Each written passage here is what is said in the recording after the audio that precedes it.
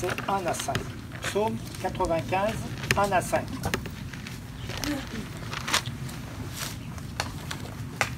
Venez, chantons avec allégresse à l'Éternel. Poussons des cris de joie vers le rocher de notre salut. Allons au-devant de lui avec des louanges. Faisons retentir des cantiques en son honneur. Car l'Éternel est un grand Dieu. Il est un grand roi au-dessus de tous les dieux. Il tient à sa main les profondeurs de la terre et les sommets des montagnes sont à lui. La mer est à lui, c'est lui qui l'a faite. La terre aussi, ses mains l'ont formée. Amen. Je vous invite à vous asseoir.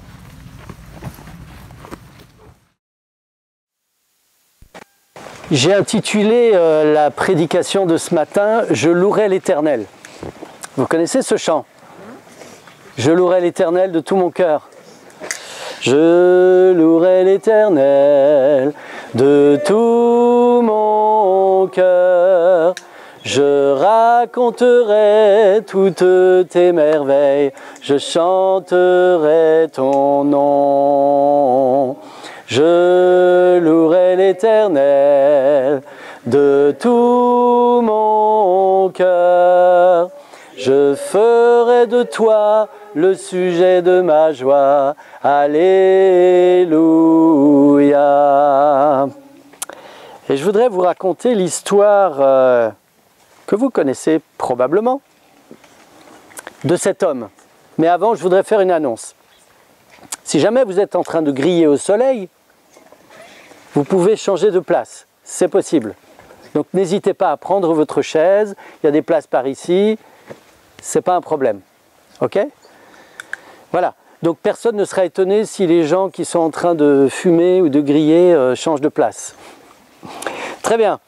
Alors, je voudrais donc vous raconter l'histoire de cet homme qui se trouve être quelqu'un d'important. Un homme vraiment important qui doit s'occuper des affaires d'un pays et qui se retrouve très ami, très proche avec le roi. Cet homme, un jour, de par sa consécration à Dieu, se fait remarquer par les autres responsables du gouvernement. Et on va aller voir le roi pour lui dire, écoute, on te propose de créer une loi qui dit que tous ceux qui adoreraient un autre Dieu que toi, le roi, soient mis à mort. Vous connaissez l'histoire. C'est l'histoire de Daniel. Le décret est publié. Le décret qui dit, tenez-vous bien, si vous adorez un autre Dieu que le roi, vous mourrez. Ok? Imaginez, c'est moi le roi. Venez m'adorer. Qui c'est qui résiste? Cathy, tu résistes? Tu résistes pas. Ok. Kéliane, tu résistes? Ben viens ici qu'on te tue. Et ça va être certain. Vous savez, on rigole. Mais c'est certain. Si vous adorez quelqu'un d'autre que le roi, vous êtes mort. Et ce qui va vous arriver, c'est qu'on va vous mettre dans une fosse avec des lions affamés. On va vous jeter là-dedans et vous aurez à peine le temps d'arriver, de poser vos pieds dans la fosse que les lions auront déjà commencé à vous dévorer. Daniel entend ça. Dommage pour toi, Cathy. Hein. Mais je te comprends. Qu'est-ce que vous auriez fait à la place de Daniel? Ouais. Franchement, votre vie est en jeu. Vous savez que si jamais vous ne vous soumettez pas, vous allez être déchiré par des lions. Alors vous ne savez pas combien de temps ça va durer, mais vous savez que ça va faire mal, très mal. Et que votre vie va s'arrêter. Fini. Qu'est-ce que vous auriez fait à la place de Daniel? Daniel va faire une chose assez étonnante. Il va prendre les lions. Il va choisir de se faire dévorer, mais il ne va pas se faire dévorer. Il va choisir de se faire dévorer? Alors, pas tout à fait. Alors, tu es presque dedans. Écoute bien. Daniel 6, verset 10, le texte nous dit que lorsque Daniel sut que le décret était écrit, il se retire dans sa maison, où les fenêtres de la chambre supérieure étaient ouvertes dans la direction de Jérusalem. Ça, jusque-là, on comprend. Daniel entend le décret, qu'est-ce qu'il fait? Il va se cacher dans sa maison. Mais quand on lit la suite, et 3 fois le jour, il se mettait à genoux, il priait et il louait son Dieu comme il le faisait auparavant. Daniel a fait ça toute sa vie. On a l'impression que c'est une habitude. Donc il apprend que sa tête est mise à prix. Qu'est-ce qu'il fait? Au lieu de se cacher, au lieu de refuser de se soumettre, qu'est-ce qu'il fait? Il va dans sa maison et il fait comme d'habitude. Et le comme d'habitude ressemble à ça. Il prie Dieu et qu'est-ce qu'il fait? Il va le louer. Alors le mot louer vient d'un mot hébreu, comme vous pouvez vous en douter, qui veut dire rendre grâce, qui veut dire remercier. Je traduis, Daniel, 3 fois le jour se mettait à genoux et il priait et il remerciait son Dieu comme il le faisait auparavant. Autrement dit, il entend que le décret est publié et Daniel va remercier Dieu. Et là, vous vous dites, mais il a un problème Daniel. Ça ne marche pas très bien là-haut.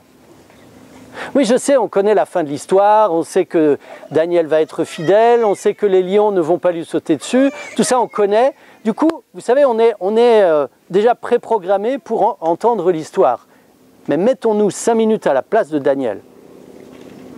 Daniel fait quelque chose d'incroyable.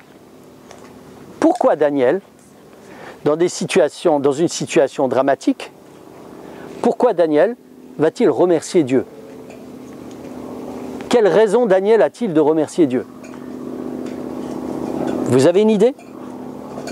Alors ce que je vous propose, c'est de vous mettre par groupe de 5 personnes. Rapidement, 5 personnes, vous vous rapprochez, 1, 2, 3, 4, 5, allez, s'il vous plaît, 5 personnes. Vous nommez une personne d'entre vous pour aller chercher un verset biblique qui se trouve caché autour de vous. Ça y est, vous y êtes? Vous nommez une personne? J'ai besoin... Moi, j'y vais. Je sais aussi. C'est bon, vous êtes à 5 là? C'est bon. Alors, je veux voir la personne de chaque groupe, s'il vous plaît.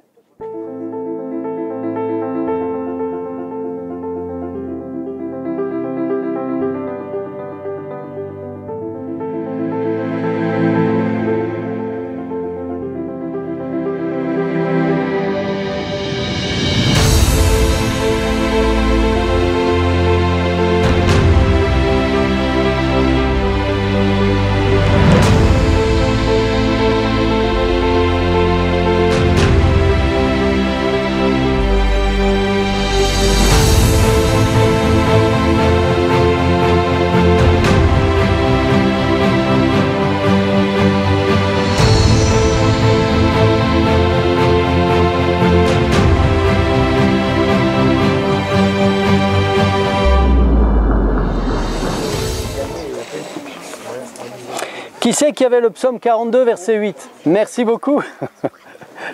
Voilà, il y en a qui font volte-face. Alors, psaume 42, verset 8, ça c'était l'un des psaumes qui dit, je vous lis, « Le jour l'Éternel m'accordait sa grâce, la nuit je chantais ses louanges, j'ai adressé une prière au Dieu de ma vie. » Alors, vous avez trouvé quoi? C'est quoi la raison de louer Dieu?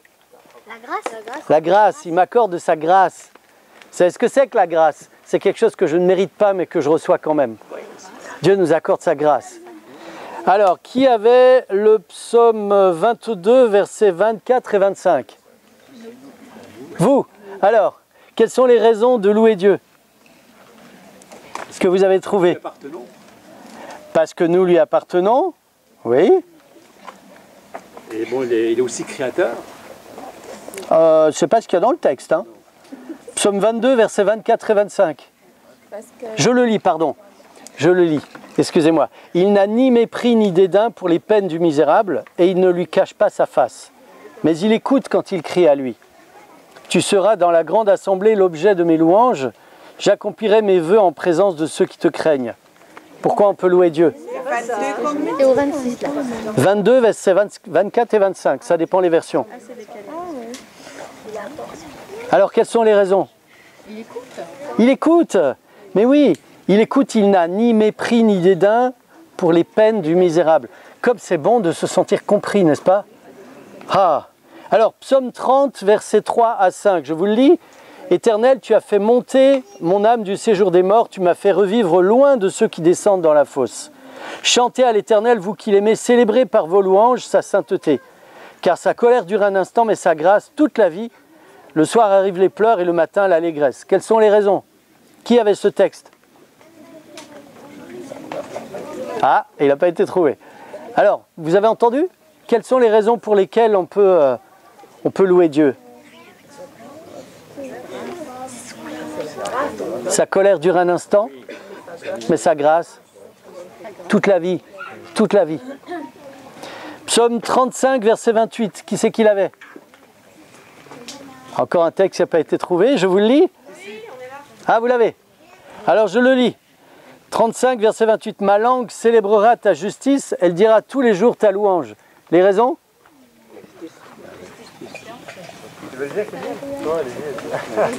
Alors?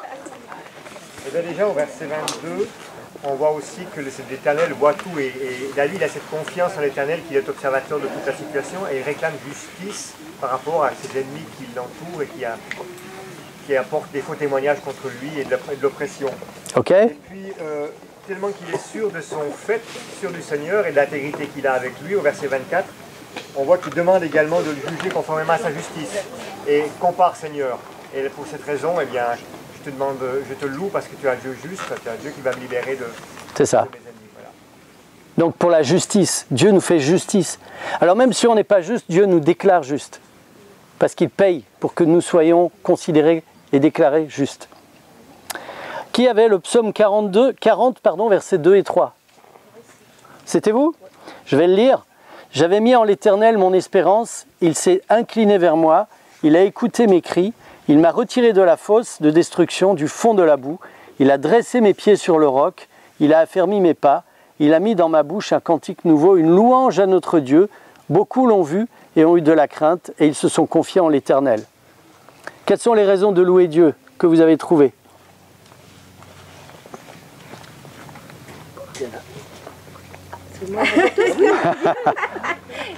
Que Daniel avait mis son espérance en Dieu, que Ouais. Dieu l'écoutait, Ouais. et qu'il était toujours là pour le sortir des difficultés. Toujours là. Donc on pouvait compter sur lui. Ouais. Et si vous regardez bien, au verset 3, c'est marqué « Il a mis dans ma bouche un cantique nouveau ». Autrement dit, il a mis les louanges dans ma bouche. C'est lui qui met les louanges dans ma bouche. C'est ça. C'est magnifique. Qui met la louange dans la bouche. Ouais. C'est ça. Alors, il y avait aussi le psaume 66, verset 2. Qui c'est qui l'avait? Oui. Alors, je vais le lire. « Chantez la gloire de son nom, célébrez sa gloire par vos louanges. » La gloire de son nom. Voilà, c'est ça. Pour qui il est. Le nom, c'est qui il est. Hein. Voilà. On a parlé déjà du fait qu'il fait grâce, que sa grâce dure toujours, qu'il fait justice, qu'il nous offre sa justice, hein, qu'il est toujours là, qu'il écoute, qu'il nous aime. Il y a beaucoup de raisons. Ensuite, il y avait le psaume 71, versets 5 et 6. Qui c'est qui l'avait? Personne. Alors on va passer parce que le temps passe. Quelqu'un avait le psaume 95, versets 1 à 5. C'était vous? Alors? On a retenu Je vais- joyeusement notre feuille de rocher, notre sauveur. Oui, déjà. Il est notre rocher. C'est lui le responsable de la création, il a tout en ses mains. Ouais, il a tout dans ses mains. C'est un roi au-dessus des dieux. Il est au-dessus de tous les dieux. Donc là, il y a... Ouais. Et puis tout lui appartient. La mer est à lui, c'est lui qui l'a faite. La terre aussi, ses mains l'ont formée. C'est ça. Donc il est le créateur de toutes choses. C'est lui qui peut nous guider. Voilà. C'est ça.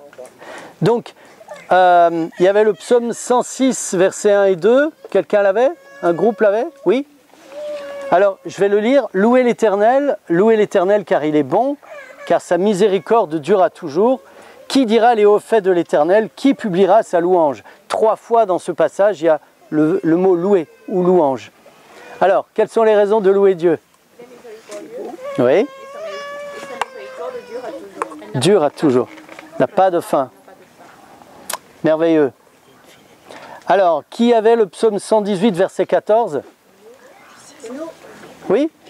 Alors, je vais le lire. L'Éternel est ma force et le sujet de mes louanges. C'est lui qui m'a sauvé. Quelles sont les raisons?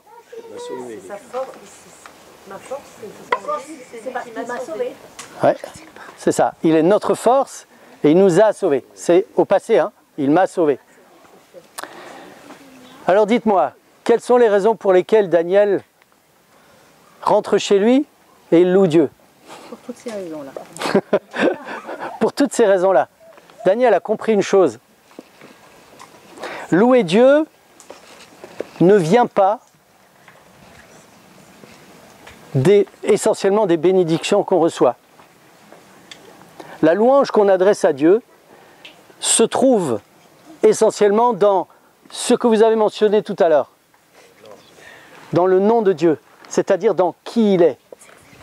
La louange qu'on adresse à Dieu vient essentiellement de qui il est.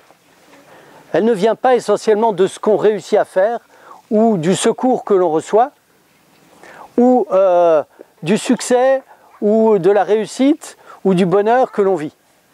La louange ne vient pas essentiellement de ça. Si vous regardez Daniel, Daniel se trouve dans les pires conditions. Les pires conditions. Et ce matin, je voudrais vous poser la question. Quels sont vos lions? Quels sont les lions qui vous attendent? Hein? Qui sont autour de nous, hein, et puis qui nous regardent. Non, mais vous, personnellement, je ne vous demande pas de donner la réponse. Quels sont vos lions qui vous attendent? C'est quoi? C'est une année scolaire difficile qui a mal commencé? Oui. C'est une maladie? Oui. Ce sont des souffrances? C'est un mal à l'épaule qui ne vous lâche pas? Un mal à la nuque? Quels sont vos lions? Quelles sont les choses qui sont prêtes à vous sauter dessus pour vous dévorer? C'est peut-être un péché récurrent dont vous n'arrivez pas à vous débarrasser. C'est peut-être quelque chose dans votre vie, une situation dans laquelle vous vous trouvez et de laquelle vous n'arrivez pas à sortir. Quels sont vos lions? Quels étaient les lions de Daniel? C'était des lions physiques. C'était des lions en chair et en os.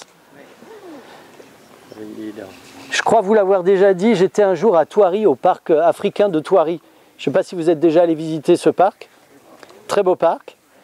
À un endroit, vous avez une galerie qui passe au milieu du territoire des lions. Une galerie au-dessus de laquelle il y a un tunnel en verre. Enfin, ça doit être du plexiglas. Très résistant. Alors avant de rentrer là-dedans, ils vous disent c'est très résistant, vous ne risquez rien, ça a été testé. Et je peux vous dire que vous passez là, vous êtes au milieu des lions. Et je me souviens, à un moment donné, il y avait un lion qui se trouvait à 100 mètres de l'endroit où on était. On était dans la galerie. Le lion s'est mis à rugir. Vous savez, j'ai senti la terre qui vibrait sous mes pieds. Ça m'a chatouillé sous les pieds.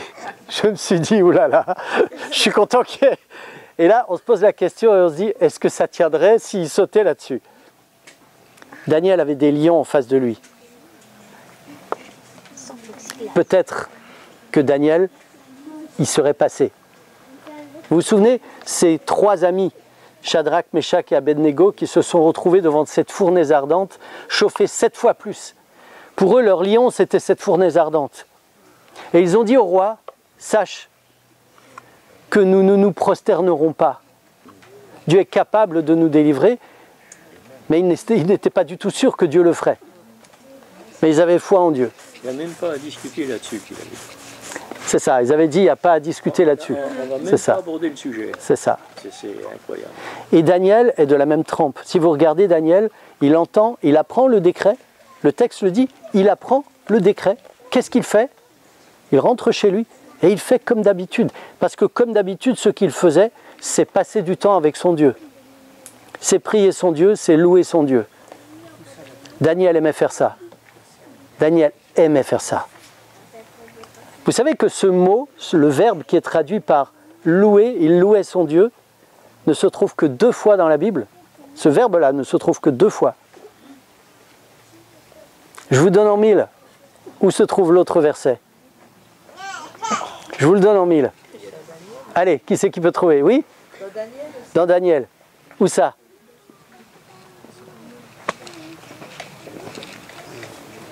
Allez. Un autre moment où Daniel loue Dieu. C'est peut-être quand tu m'as aidé pour le rêve. Oui, chapitre 2. 23, verset 23. Voilà, merci Daniel. Merci Daniel. Chapitre 23, Daniel 2, verset 23. C'est après que Dieu lui ait donné le songe et l'explication du songe, Daniel va dire à son Dieu, Dieu de mes pères, je te glorifie. C'est ce verbe-là. Je te glorifie. Et je te loue de ce que tu m'as donné la sagesse et la force, et de ce que tu m'as fait connaître ce que nous t'avons demandé, de ce que tu nous as révélé le secret du roi. C'est la seule fois où vous trouvez ce verbe hébreu qui est traduit une fois par louer, une fois par glorifier Dieu. Et Daniel va glorifier Dieu. Quand il va rentrer chez lui, après avoir entendu l'histoire de ce décret qui est sorti et qui menace sa vie, Daniel va louer Dieu, il va remercier Dieu. Pourquoi? Parce qu'il sait que Dieu est Dieu. Il sait que sa miséricorde n'a pas de fin.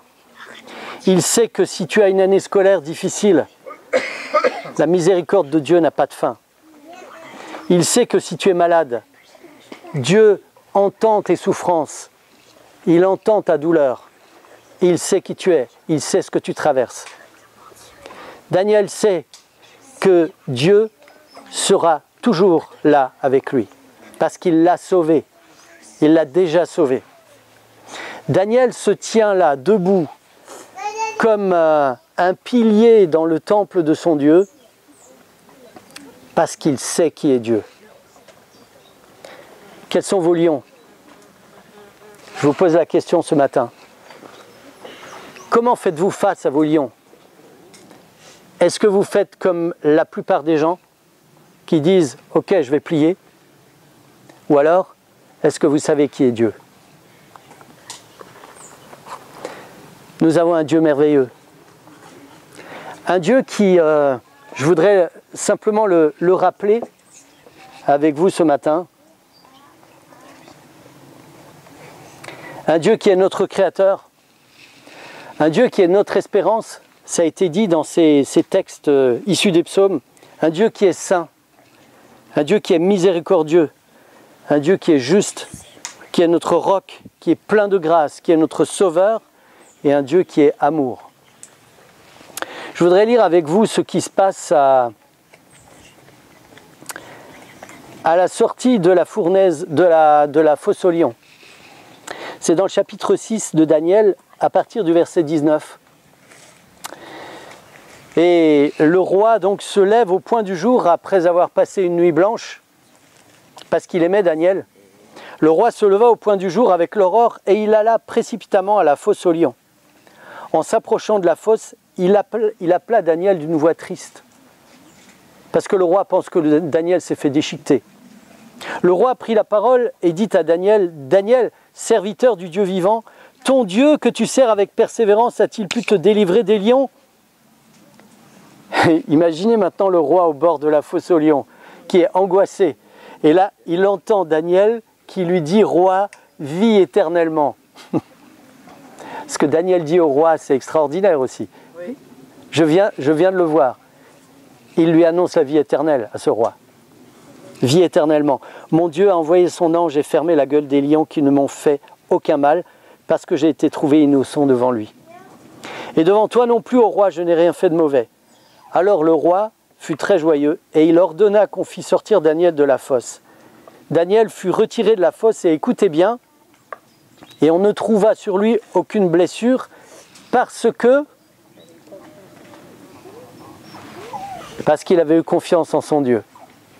La raison pour laquelle Daniel a loué Dieu, c'est parce qu'il avait confiance en son Dieu. Nous pouvons traverser toutes sortes de difficultés.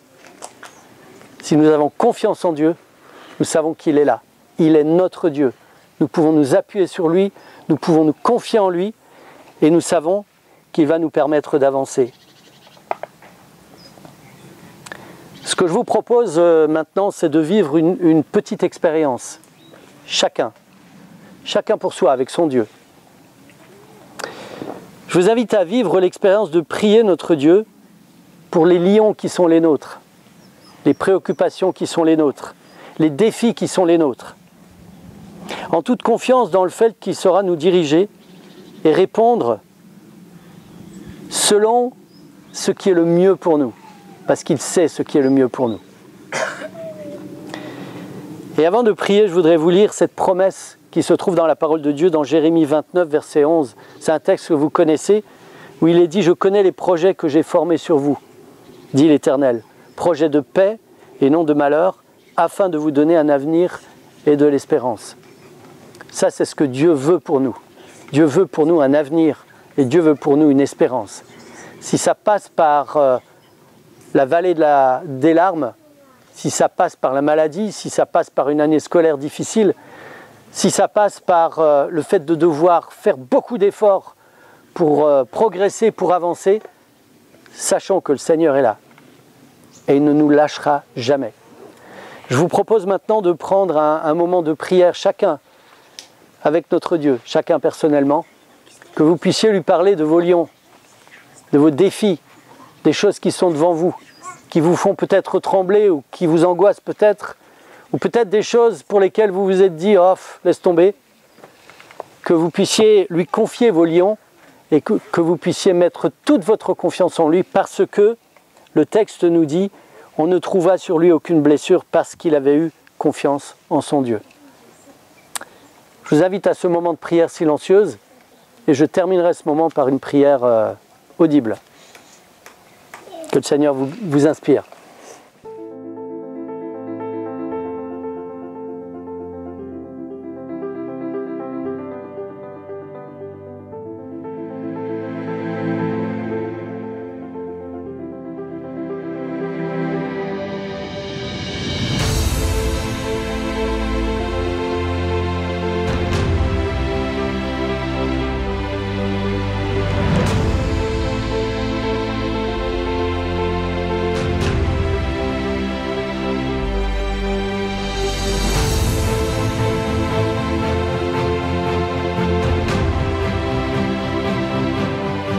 Notre Père, notre Dieu,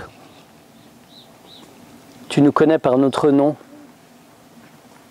tu connais nos vies, tu sais ce que nous traversons, tu connais nos défis, tu connais nos difficultés, tu connais nos joies, tu connais nos peines, nos réussites, nos échecs.